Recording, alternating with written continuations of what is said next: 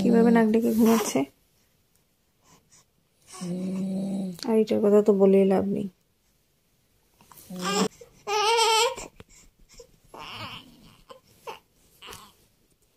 বাজে হলো রাত 2:11। দেখুন অবস্থা, এই যে দেখুন 2:12 বাজে। এই পাশে যন্ত্রণা, এই পাশে নাক ডেকে ঘুম, আর আমি মাঝখানে বসে আছি। দেখুন এই পাশে কান্না করছে, এই পাশে নাক ডেকে ঘুমাচ্ছে।